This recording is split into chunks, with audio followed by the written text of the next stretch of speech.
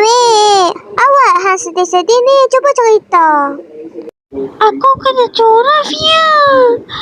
Aku sedih lah. Dah 5 tahun kot aku tunggu dia. Tengok-tengok dia curahkan aku. Sedih tau tak? Sabar je. Ni semua kan ujian. Lagipun kenapa kau couple? Hei, suka hati aku lah. Aku yang kapal kenapa kau nak kalut? Lagipun ni dosa aku bukan dosa kau. Semalah kau ni. Kalau hang tak tahu jadi aku ambil kau belah. Sama je. Maaflah. Aku tak sengaja.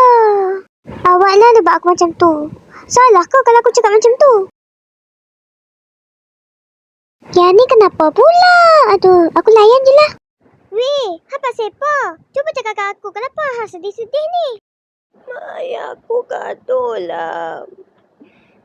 Aku tak mau balik rumah. Aku takut mak ayah aku siksa aku. Hang sabar je. Allah mesti bagi hang yang terbaik lagi. Ya kak, awak baik aku yang terbaik. Kenapa aku macam rasa menyiksa je pun? Mestilah. Mula-mula Allah bagilah dulu. Kita macam susah-susah. Lama-lama dia baru bagi kebaikan. Weh, Puki. Ada itu kalau pasal aku lah. Macam tahu sangat. Itu Zuhai kau butuh. Hai, lagi-lagi semua salah aku. Padahal aku beri nasihat je. Tak apalah. Sabar je lah. Ke ujian.